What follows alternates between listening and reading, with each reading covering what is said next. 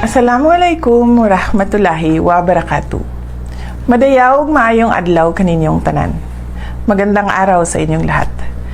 Ngayong araw, ipinapaabot ko ang aking taus-pusong pagbati sa lahat ng mga ina at sa lahat ng mga tumatayong ina sa ating mga tahanan. Bilang isang ina, alam ko ang bigat at saya ng ating tungkulin. The silent prayers we offer for our children, the long hours we spend ensuring they are safe, and the constant effort it takes to balance work and family.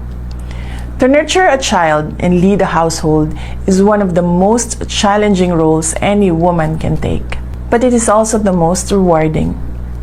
Tayo ang unang guro ng ating mga anak, ang takbuhan sa oras ng pangangailangan, at ang matibay na pundasyon ng bawat pamilyang Pilipino. Ikarangal natin ang sakripisyo at katatagan ng bawat nanay, mula sa mga nag-aaruga sa loob ng bahay hanggang sa mga Pilipinang nagtatrabaho sa labas ng bansa.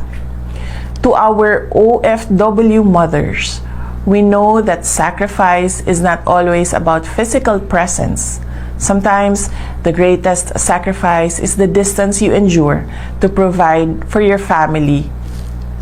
Salamat sa inyong katatagan. Sa lahat ng mga nanay, nagmamahal at nag-aaruga sa amin, maraming salamat sa inyo. Maligayang araw ng mga ina. Mahalin natin ang Pilipinas para sa Diyos sa bayan at sa bawat pamilyang Pilipino. Syukran.